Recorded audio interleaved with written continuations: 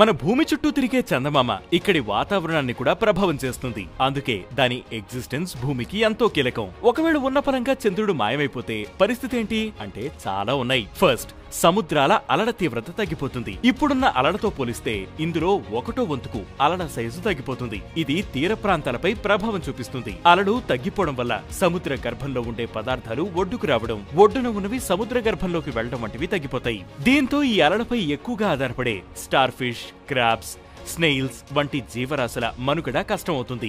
అంతేకాదు global temperatures లో కూడా మార్పులొస్తాయి. అలలు తగ్గిపోవడం వల్ల ఎక్స్ట్రీమ్ టెంపరేచర్స్ ఎక్కువ అవుతాయి. చందమామ కనిపించకపోతే జంతువులకు కూడా నష్టమే. ముఖ్యంగా చీకట్లో తిరిగే జీవరాశులకు చంద్రుడి కాంతే ఆధారం. వేలాడుతున్నా తిరుగుతున్నా చంద్రుడి కాంతిపైనే ఆధారపడతాయి. చంద్రుడు లేకపోవడం వీటికి సమస్యగా మారుతుంది. ఇక ఇది సీజన్ల పైన కూడా ఎఫెక్ట్ అవుతుంది. ప్రస్తుతం మన భూమి 23.5 డిగ్రీలు టిల్ట్ అయ్యి సూర్యుడి చుట్టూ తిరుగుతోంది. ఈ పొజిషన్ లో భూమిని స్థిరంగా ఉంచడంలో చంద్రుడి గురుత్వాకర్షణ శక్తి పనిచేస్తుంది. ఇలా టిల్ట్ అయి ఉండడం వల్లే స్ప్రింగ్, సమ్మర్, ఆటమ్, వింటర్ వంటి సీజన్లు వస్తున్నాయి.